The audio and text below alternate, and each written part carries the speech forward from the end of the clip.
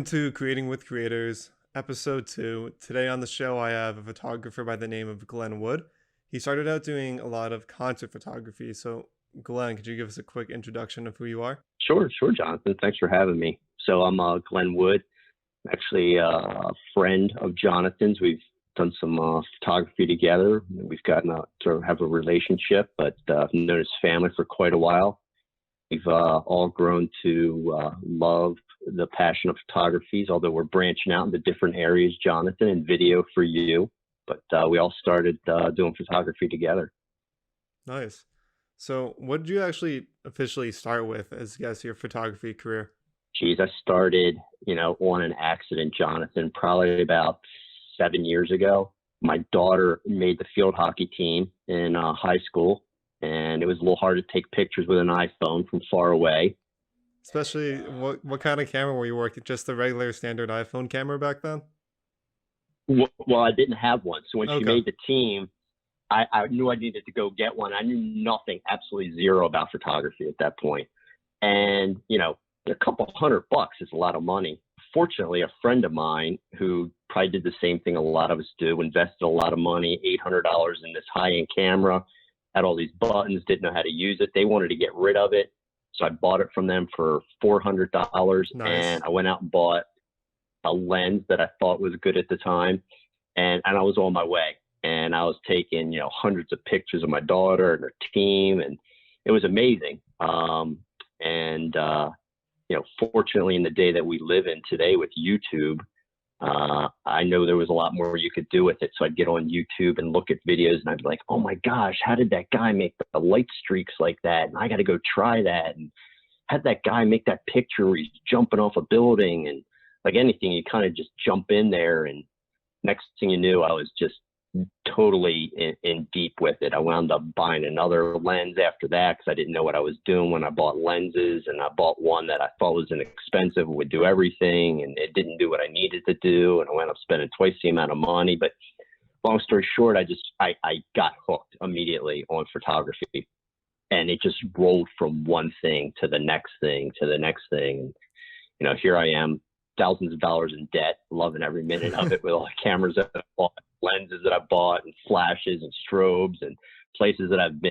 Does anyone actually know what they're doing when it comes to like buying a lens? Because I feel like at the point in time, you're like, this is the lens I need, and you get it and you use it, and then you move on to another one and just sits on your shelf and collects dust. Yeah. And I'll give you a perfect example of that as we kind of talk about where I went with photography. But, I had a crop sensor camera, and it was great. And I went to the camera store and I needed this 70 to 200 lens, and I'm standing there looking at these lenses, and the people at the store really didn't know any different. And between you and I, one was an f4 and went up and had a variable aperture as it went out, and the other one was a 2.8, and the 2.8 was like $1,500, and this other one was like $600. And I'm like, they do the same thing. I'm gonna buy the $600 one. And Yeah.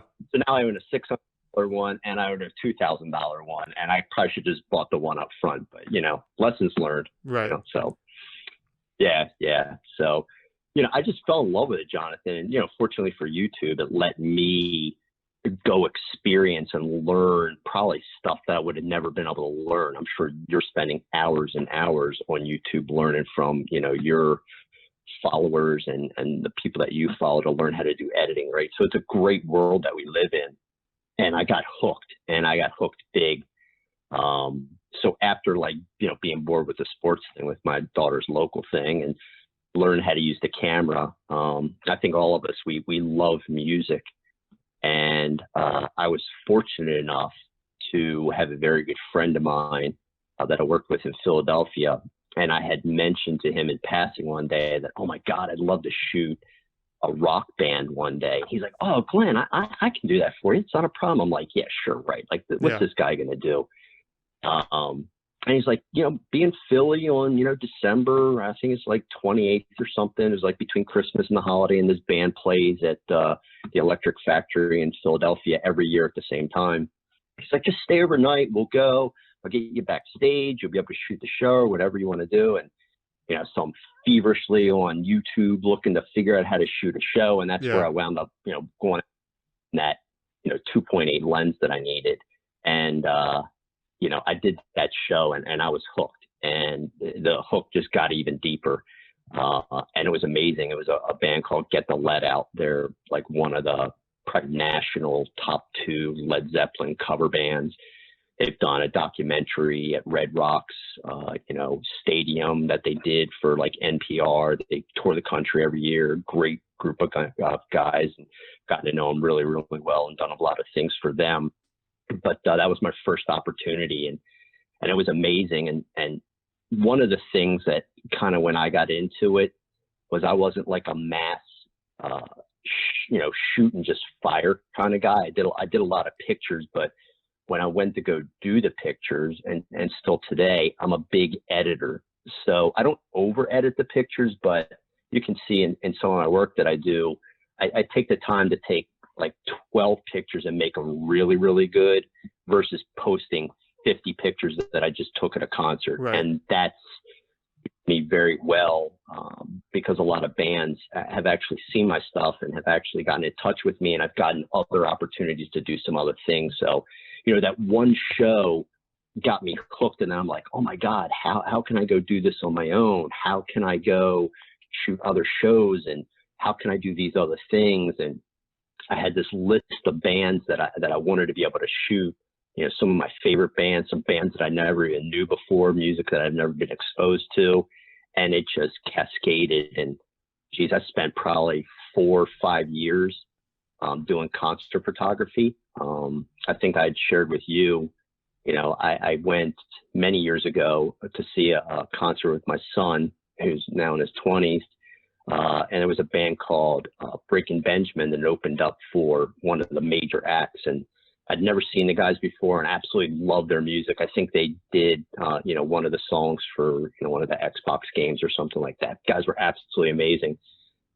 Unbeknownst to me, 5 years later, I'm sitting backstage with these guys, interviewing them for, what you can see behind me was actually the concert venue that we were at. Oh, that's and awesome. These guys were one of the Yeah. So, I've gotten to interview, some of the major bands around the world. I mean, large bands. I've gotten to interview little tiny bands that were nothing and now are bigger and have turned into some things. Gotten to sit and interview these guys and spend time with them behind stage. And, it was amazing. So photography for me turned into that next thing. And it was excitement. It was, the pageantry. It was meeting these people.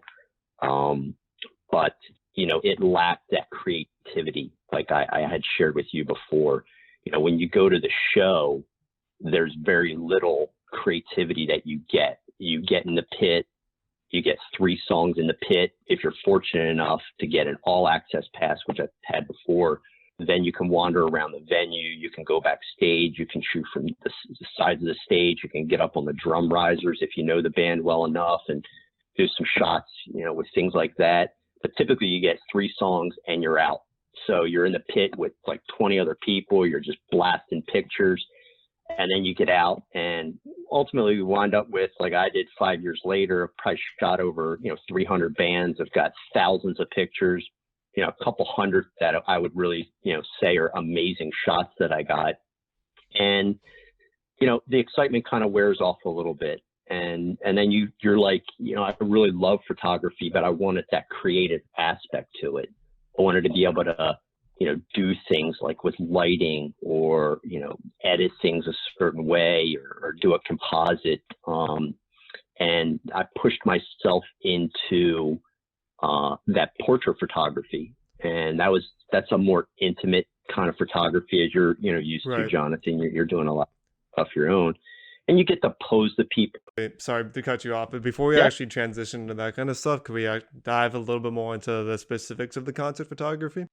So, like, one of the questions I would definitely have, example, like I've done like a handful of concerts in the past before myself. Is there like, could you describe like how you pictured concert photography right before you jumped into it versus the reality of what it is? Because, for example, as you mentioned before, you've got like 3 songs is what the concert or venue or probably the artist limits the photographers to actually get, probably the first 3 songs to take photographs. And that means that kind of limits you to how much time you have, where you can go, where you can take photos. So if you could kind of walk through that process a little bit more in detail to kind of explain like what you actually were able to do and what you were doing. Sure. So I'll give you a bunch of things, Jonathan, and jump in wherever you want. So, first and foremost is, as most people ask, and, I've coached a lot of people through this, is how do you even get to do that, right? You just can't call a venue and say, hey, I want to shoot this band, or, call up an artist and say, hey, I want to do your work. It just doesn't work like that. If you're fortunate enough, and, a lot of folks have asked me, you got to start out with a smaller, like almost a bar or a small venue where you can kind of go introduce yourself, hopefully have some work that you can show them, tell them why you're looking to shoot a band. A lot of times, if you can get linked up with a local paper, not like a major paper, but like your local paper, and let them know you're shooting a show that's coming through and you want to give them the photos, that's a way. But you need a way to get access into the show. That's first and foremost. So before I even started doing it, obviously there's a lot of things that you need to prepare yourself for, because it's not like anything you've shot before. You have very limited time. You got to have the right equipment. And this is really where a big difference is, Jonathan, and you and probably some of your viewers will know, the lenses that you have are really super fast lenses. And, I made that mistake, as I had shared in the beginning, just buying a lens that I thought would work with everything. And obviously you don't know, but you're working a really low light. You're working with people that are moving and jumping around, and you're typically, setting your camera to like an ISO 1600 or 2000, but you don't want to get too high because it gets super grainy. And then you got to shoot as wide open as you could possibly be. Even 2.8 sometimes with smaller bands isn't enough. So then you're going to compromise and get a grainy photo. So you got to have a big investment in some lenses, a 1.8, 1.4, 2.8 definitely is what you want to shoot with. So getting into the show is the most difficult part. And I'll talk you through that if you have questions around it or your folks want to know around it. So then your comment around what was it like when you get there. So the first time you shoot, you have no idea what's going on. There can be 3 people in a pit. There can be literally 40 people in a pit, and you can't move from one side to the other. So when you get in there, you got to know what it is you're trying to get, who it is you're trying to shoot, and then how much time you have through a show. So when I get into the pit, for instance, when I shot Blink 182, the guy for me was Chester. He was the guy I wanted. I knew where he was going to be. I looked online to see what 3 songs they were going to open up with, so I knew about where he was going to be or what was going to go on. Because sometimes, artists will start shows with a light show. It's built into what they do. So you got to know what that is. Some mistakes that I made for like a band like Marilyn Manson. Guy's absolutely a freak, but he's one of the guys that I wanted to shoot because he puts on an amazing show. But his almost 2/3 of his very opening song is almost completely black. Right. So you're getting about half songs. So you got to know, you got to pre-plan when you get in there. And I definitely learned that as I went. I even learned to have the right bags, because you can't take anything into the pit with you other than your camera. And if you want to have like a little satchel, which I would wind up taking with my lenses. So I would have my 70-200 in there. I'd probably have my 24 in there, and I'd put a prime lens on there that really let me open up super, super wide at like 50 or something like that. So I'd have all my lenses ready to go. I knew the order I wanted to go in, and then I know who I want to see. So I kind of break up, like I want to be on a lead guitarist for this song. I want to be with the singer for this song. Then I want to be with the bassist. I want to get some wide type of shot. And then to get to the drummer, I have to switch my lens. So I try to do that like right between a song. Eventually I wound up buying another camera, and I actually went into the pit with 2 cameras with multiple lenses on there, again, so that you could get the shots that you need. But you got to kind of pre-plan as you go through there. And then obviously getting in is the harder part. What I found is I ultimately wound up, after getting a bunch of photographs for like some lower level bands, I actually wound up going and working for an online magazine for a number of years, which got me access to a lot of major acts, which I was fortunate to do. And I was also able to get, become a house photographer for a couple of the local venues here. I live in Baltimore, so I shot for Ram's Head for many years, and I'd get access to all the bands that came through there. And I also shot for Pier 6, I believe it was called. I think it changed names now because it got bought out, but they're like an outdoor venue where all major bands would come in the summertime to play. So, you know, I had a lot of access. It was amazing. You know, a lot of planning that went into it. And, you know, like I said, Jonathan, there's so many folks out there that are doing this. There's literally no money in it. There's zero.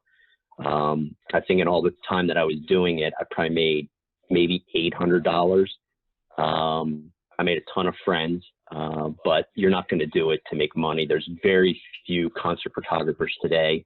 You asked me about some of the people that I follow, and one of those is Elon Musk, who's a tour. He goes on tour, but again, the guy's still not making a ton of money, but Right. he's going on tour with bands all over the world. You know, any of the major bands, you know, U2 and Blink and those guys, he's touring with them, but the guy's making no money. So you're in it for the love of it.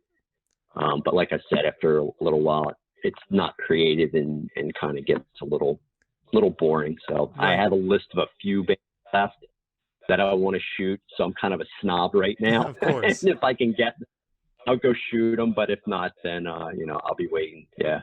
So speaking of the shooting aspect of it, one thing I think that like you've got limited light a lot of times. So when you're actually physically shooting, is there one setting or one's like, for example, do you do continuous autofocus where the camera is searching for you and you're just rapid firing? Are you doing you're searching for the focus yourself? And another thing that I think a lot of people go into a fast moving environment is, do I make it so it's my camera's on auto settings, but it's like mainly focusing towards the aperture, or is it, do I do auto ISO? Do I try to set it to a certain shutter speed and have the other settings be on auto? Or are you in manual trying to rapidly fire off different settings? Like for concert photography, especially the fast moving artists, and maybe you're trying to get some crowd shots, what would you find was probably the best setting for someone going into it? So a great question, Jonathan. And there's kind of two answers to that, and maybe two answers depending on the camera body that you're using. So for a majority of the time that I was doing concert photography, I was shooting Nikon. And in the Nikon, I would shoot mostly probably 80% manual. And again, it depended on the venue. So as you can see in the back, right, that's Manfred Stadium. It's in Ohio State. You're talking major theatrical lighting. So it's very lit, not a problem. You know, you can probably shoot aperture priority there so that you're keeping your shutter wide open and then letting the shutter speed adjust. But a lot of times you're still in like darker venues or even shooting at night outside in a stadium like this. So I would shoot spot metering, and there's actually a mode inside of the Nikon for shooting like shows. So it will look for the brightest lighting that's there and adjust even down. So it's like a step beyond spot metering. So I'd shoot with that. I'm always looking for the eye, but like you said, people are moving all over the place. And then since you can't be constantly adjusting knobs because the lighting's all over the place, I kind of knew, like when I shoot at Ram's Head, I was always at, you know, like 1/60th of a second, and I'd always have to shoot inside of there at like ISO 1600 or 2000. So I could go right away. Again, with trying to shoot like aperture priority mode or whatever they might call it in some of the other bodies, your camera can start to fake you out because the lights are changing so fast. So again, for me, I mostly tried to stay manual.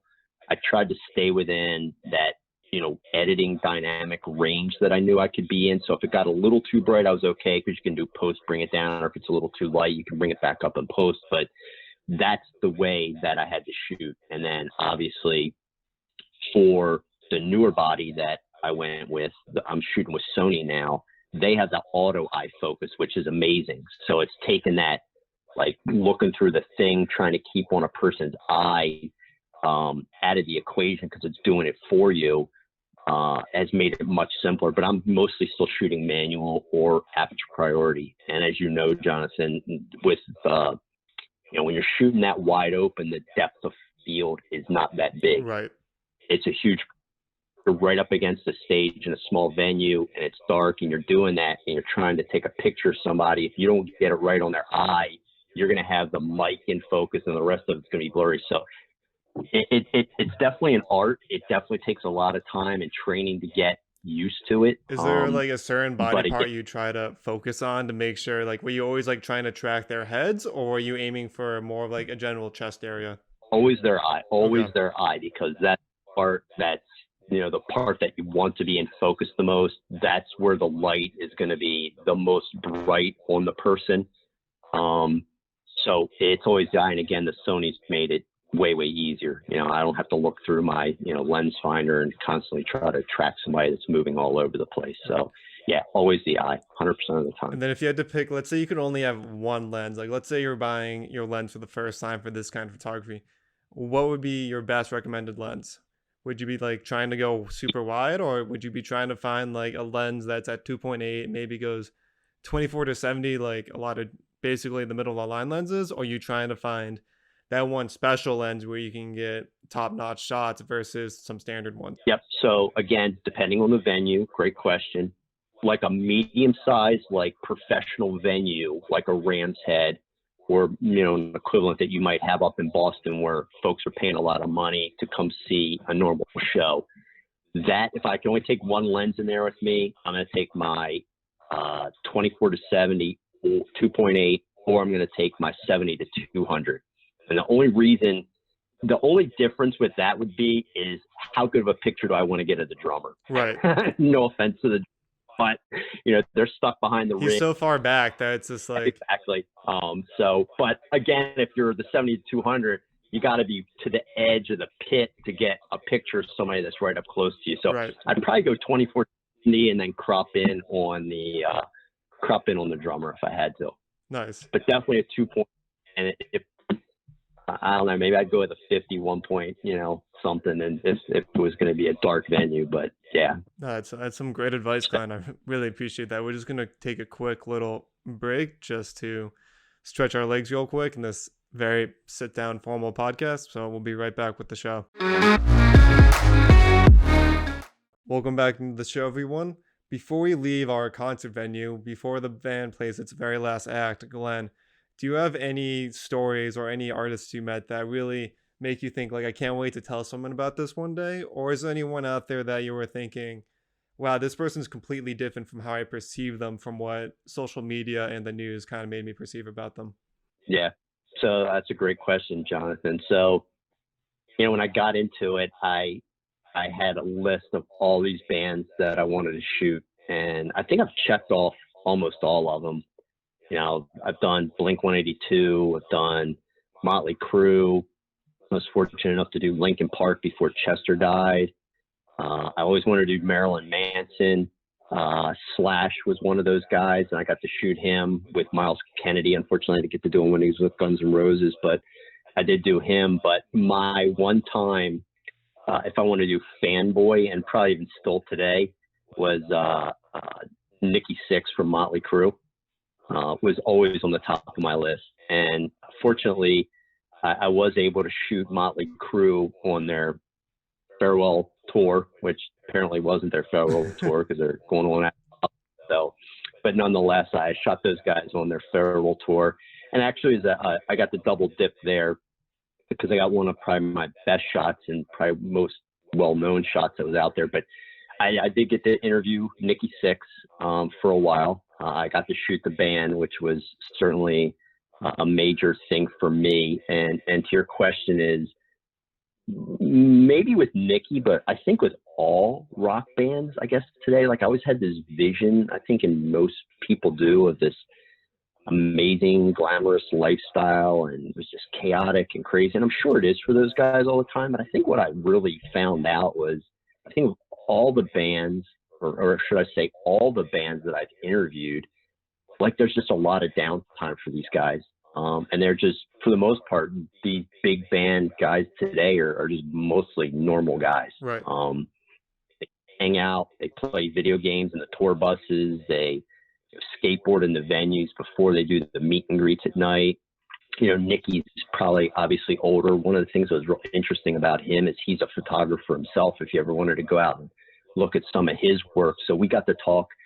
It was a little more interesting than just the music aspect and his life. And obviously he's had a tremendous life and certainly great to interview. But then there was that other part of him, which wasn't about music, and it was about, photography. So that was absolutely, one of the most amazing experiences for me, probably in my lifetime when it came to music.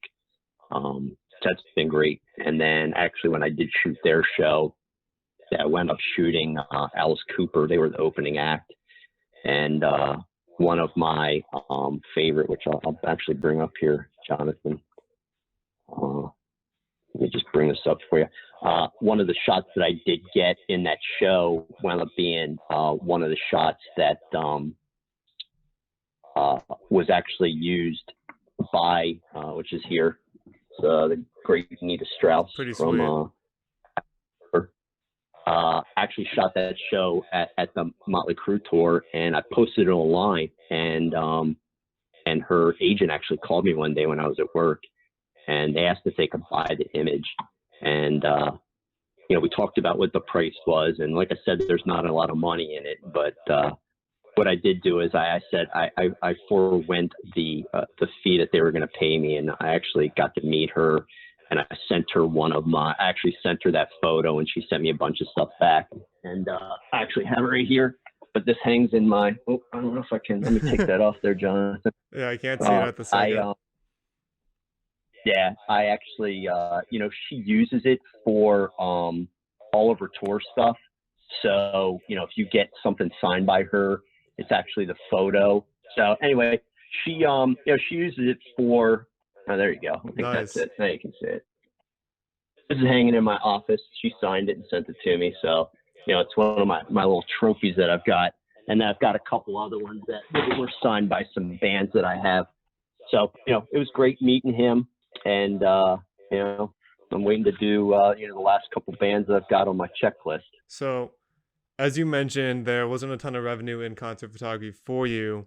You want a little bit more control, a little bit more creativity. So what kind of fields did that lead you to next? So that led me to portrait photography. I obviously, again, with the YouTube, I got obsessed with lighting and the work that can be done. And if I look back kind of on photography, Jonathan, I remember going to a wedding of a friend of mine. It was down in Cancun, and he actually flew in this wedding photographer. And I vividly remember sitting in the lobby at the hotel, and he was taking photographs of the bride before, the wedding actually that day. And it was a perfectly lit venue, beautiful lobby. It was a hotel down in Cancun. And after he was done, he had come over, and I was chatting with him, and he showed me this picture on the back of his camera. And it was like nothing I'd ever seen in my entire life. It was this lit portrait of this bride, and the lighting didn't look like anything that we're sitting there. And I'm like, how did you do that? He started describing it for me, and I just was amazed. And actually, this is actually the photo, Jonathan. He showed me this on the back of his camera. And I got obsessed with lighting and what you could do with lighting. So I actually wound up renting a studio for a year in this old warehouse.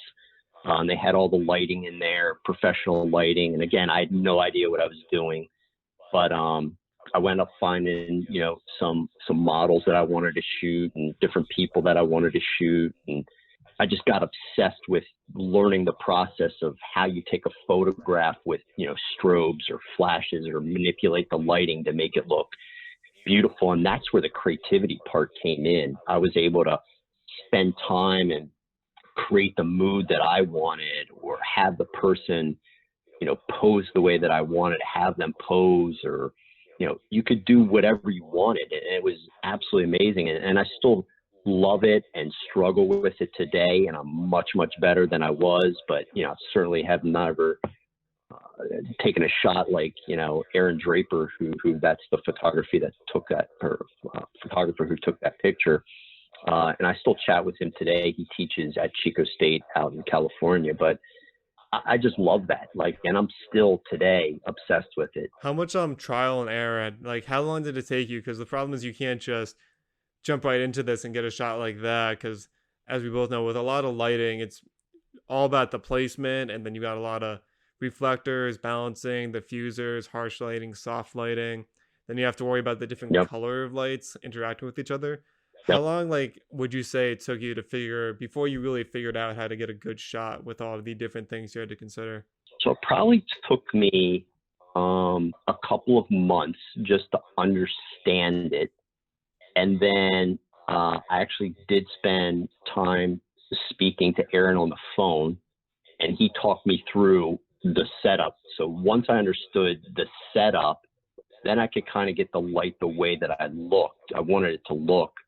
But then you struggle with the other part that you had talked about, you know, how big the light source is, how close it is to somebody, the color of the light. If you're, you know, trying to create a shadow and highlight the other side of the person, I'm still learning that part now, but I'm much, much better.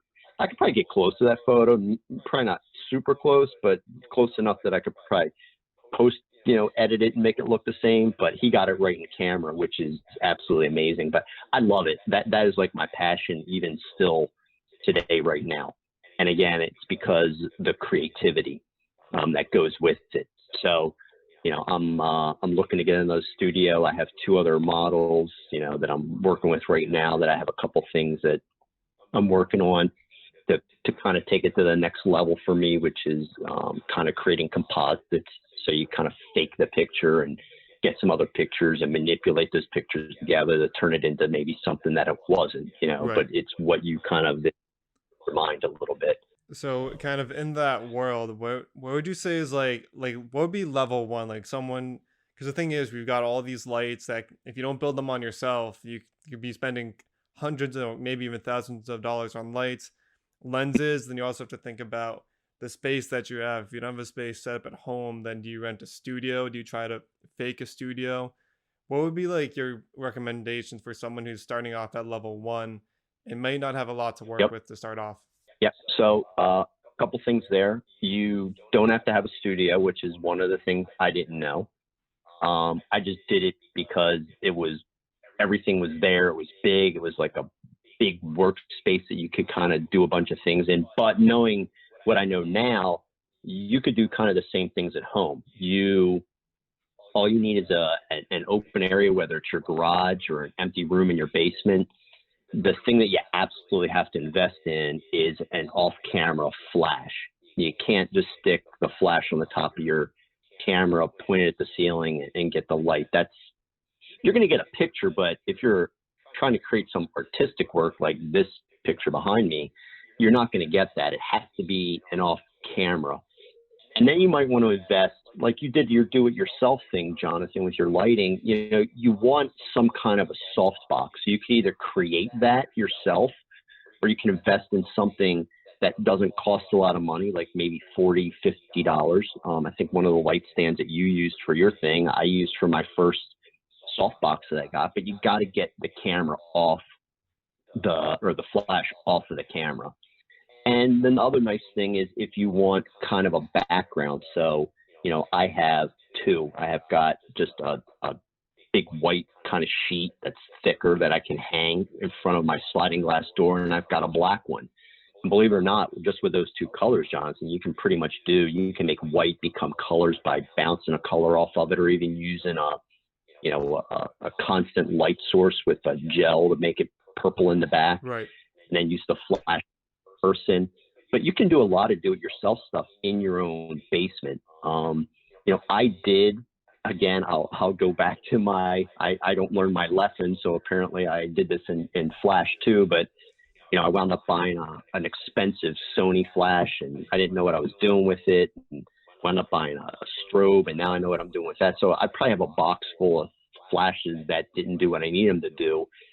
So, you know, off camera, and then maybe a transmitter that you can control it. You can always shoot manual on the flash if you want. It takes a little more time, but if you just want to get started, simple to get off camera flash, shoot it manually in terms of the power of the flash. And then you're on your way to kind of creating the light. As you get a little bit more, you want maybe 2 flashes, bigger modifier, light modifier to soften the light because of the harsh shadows you don't want to get.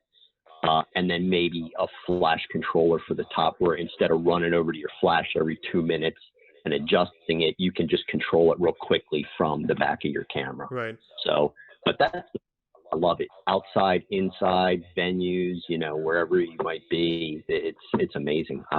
It's still probably my passion today outside of landscape, but that's a different reason altogether. I think like one of the big things, like from my experience with studio photography, that's actually, as explaining this to one of my friends the other day who was asking me questions about food photography and what they should get and what they should start up with. And actually, after like talking through it with her, what I realized is the best way to like really get into something, especially even like studio, is to understand where you're going to be shooting first and kind of how light is hitting it and where like the setup can affect how light works. And then just understanding how a different light, like for example, like we have all the flashes and then there's strobes, but if you just have a long solid light, and just almost experimenting or understanding where you're putting the flash or where you're putting that light and how it affects the highlights and the shadows on the face. Because as you mentioned, you don't want to just take a flash and shoot it straight up to the ceiling at the person, because that's just going to give you your generic like shot that you'll get it from someone like an iPhone camera, or it looks like lit up and then like basically it's pitch black behind someone, they're just way too bright.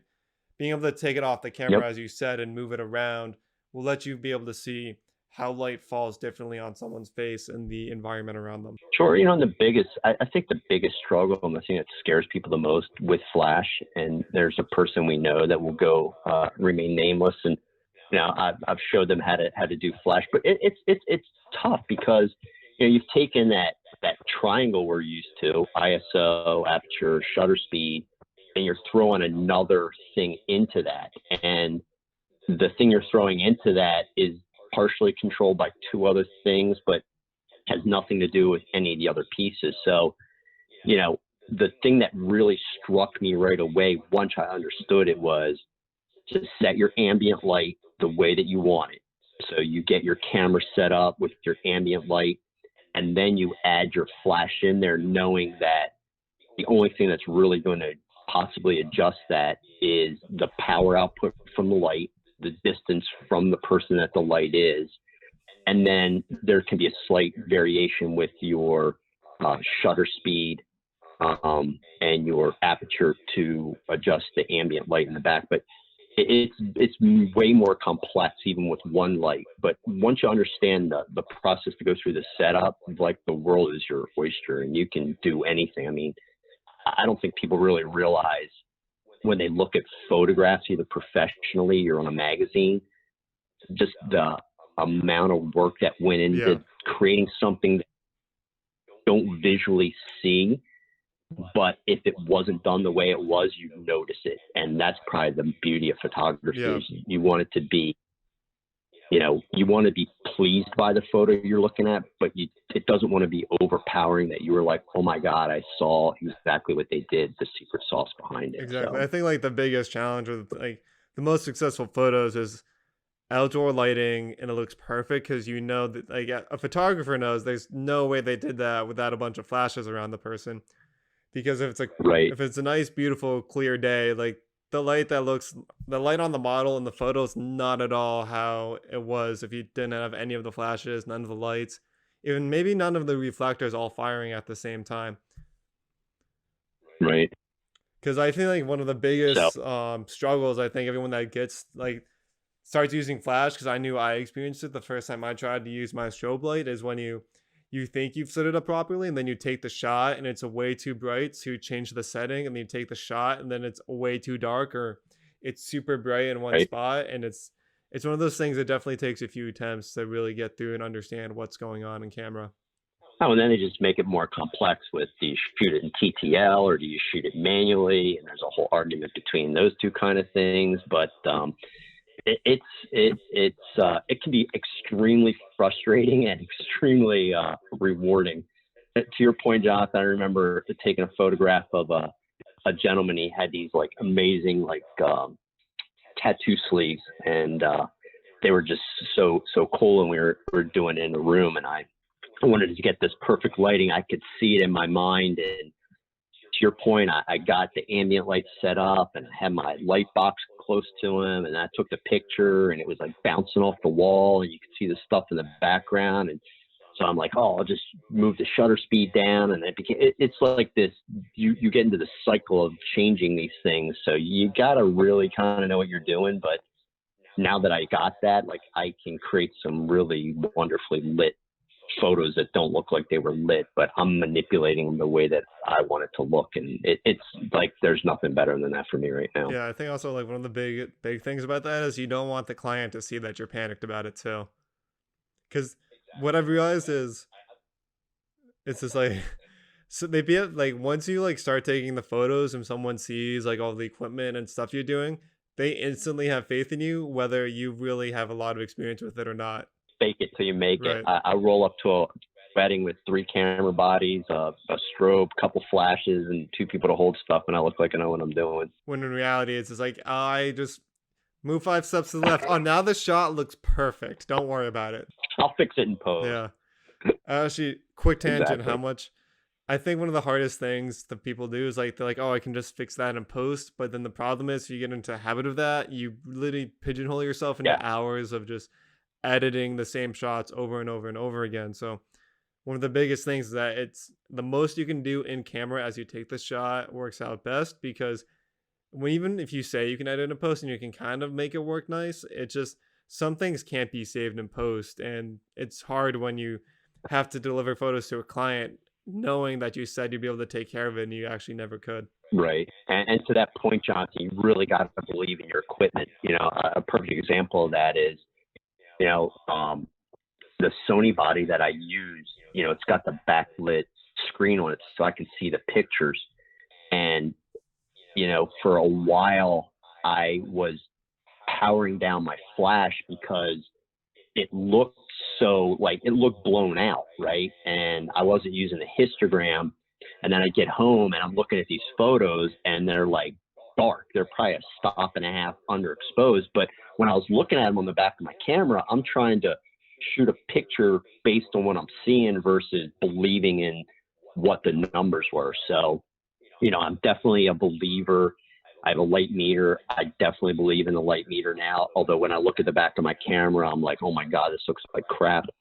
And I'm a big believer in using a histogram when I shoot on the back of my camera now, because you can see if you're too far, you know, to the shadows or too far to the highlights. So yeah, you're right. It's definitely a learning process and stressful, but I've also learned to believe in the equipment and not believe in my eyeballs. They're 2 different things. Right. We're just gonna take a little quick short timeout before we transition into our final segment. All right, welcome back into the show. Glenn just gave us a bunch of awesome tips and stories about portrait photography.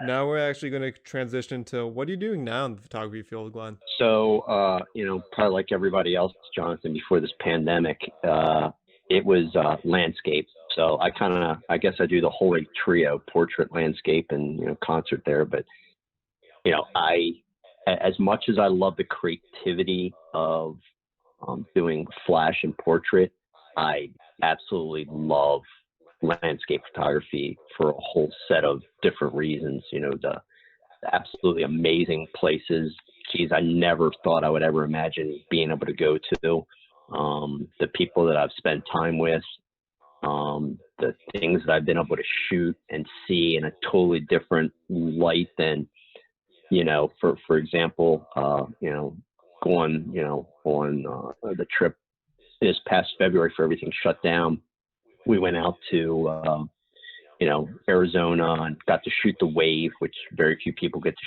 shoot, which is absolutely amazing. It's that photo in the back of the Microsoft desktops that you see with the thing. We got to shoot the canyons out there. Again, one of the shots that's on the desktop for a lot of things.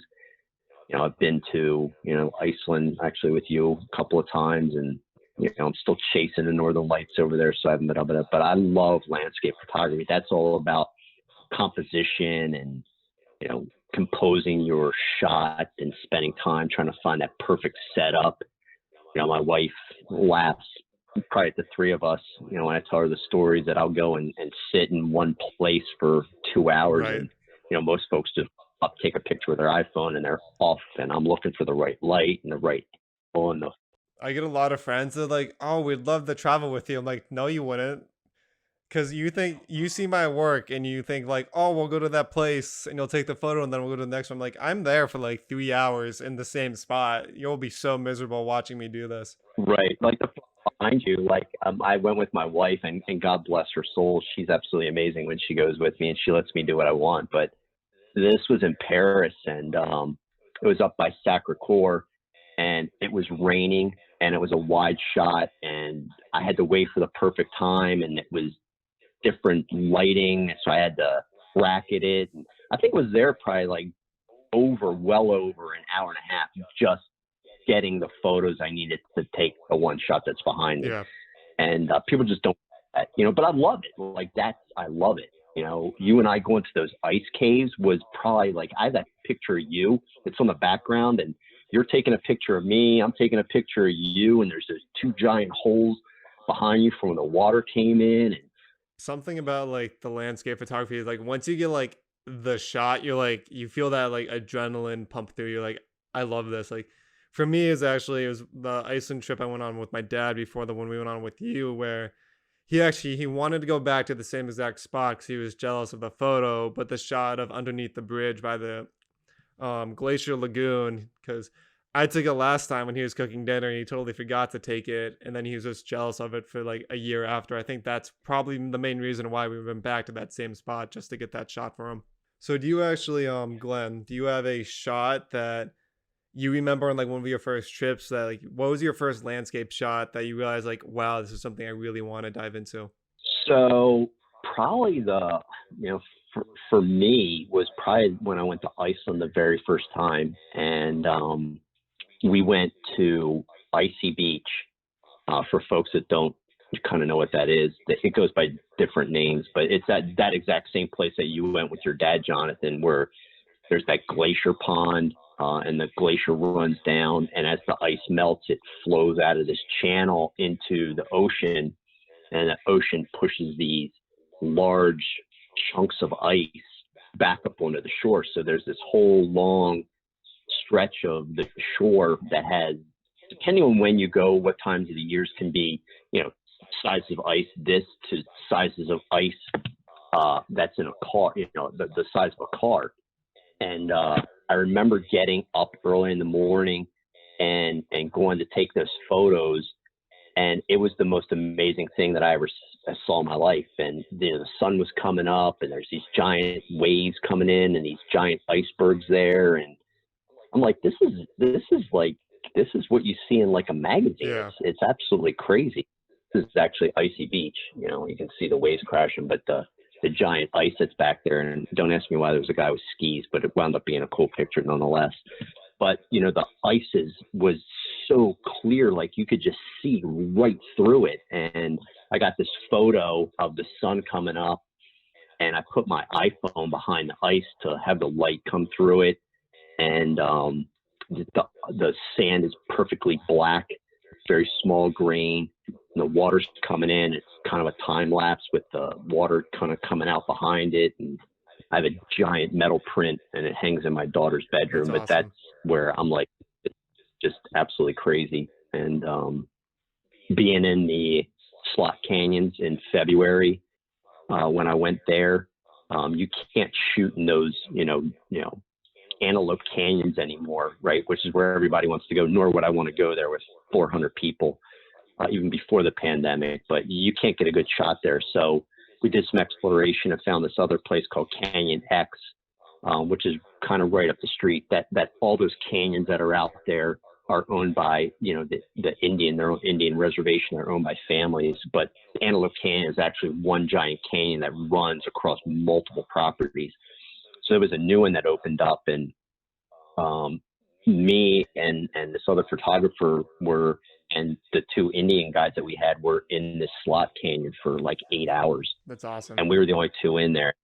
I've never seen, it looks fake. It looks so fake.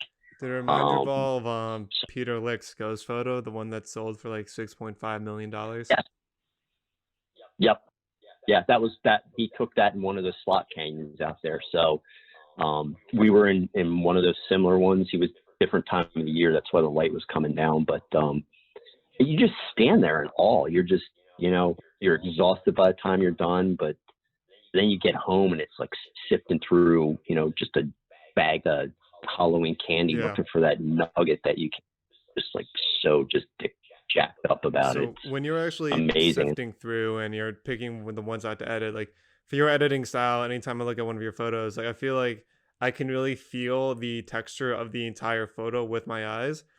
And I'm not gonna ask you to hmm give away all your secrets, but is there like a tip or like a specific like setting that you like to play around with to achieve that sort of look? No, I don't mind Sharon Johnson. I mean, it's just trial and error. But some of the folks, as I've learned to edit, obviously, for folks to do photography, they'll know Lightroom and Photoshop. So I do most of my basic stuff in Lightroom, and then I'll move it over to Photoshop to clean it up. I do use a program. It was called Nik software, and I think it was purchased by Google, and it's actually free. And I use one specific setting out of there, which is a tonal contrast, which kind of you can't get using the various sliders in Photoshop. And it just bumps it up a little bit. And then I bring it back into Photoshop and mask it to bring it down.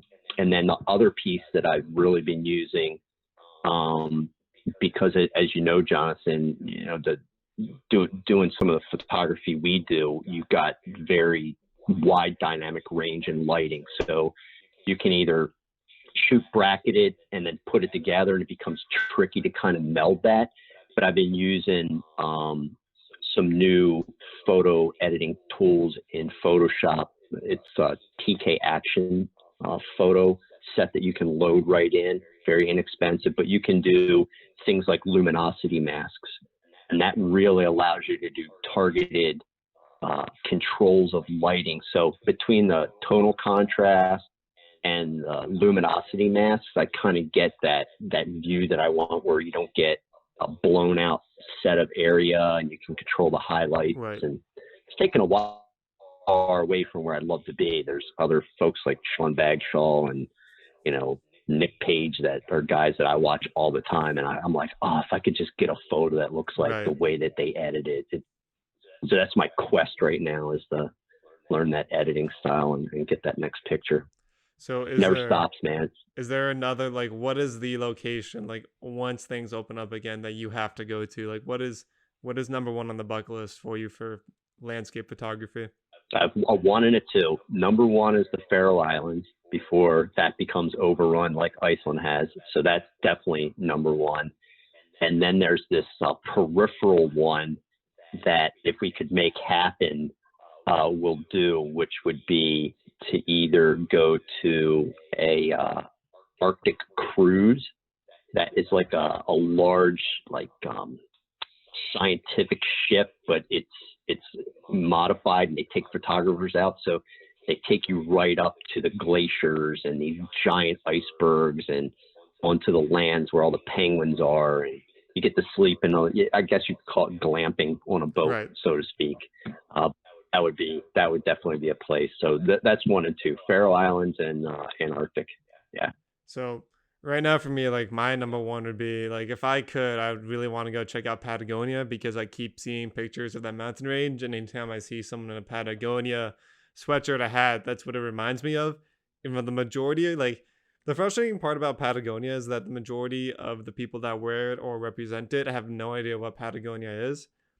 But I think like if we're talking about like within the US, I just did a video on if I won Michelob Ultra's Pure Gold contest. So I was checking out all the national parks that I would go to if I'd won. And what I realized was I really want to go up to Alaska, preferably during the summer when they have most of their light and it's not negative a million degrees. But the national parks they have up there are just, I'm amazed that aren't more movies shot up there with all the landscapes that they have just available. Yeah, I can't agree with you more, Johnson. I mean, as I get into my older years and I think about retiring, I definitely am thinking about getting a van and going and spending 3 months by myself in a really nice camper van and waking up in the morning, do what I want, and just visiting whatever national park there is. And I saw the video you did and I'm like, oh, I might have to write all those down. So I don't have to go and reinvent that myself.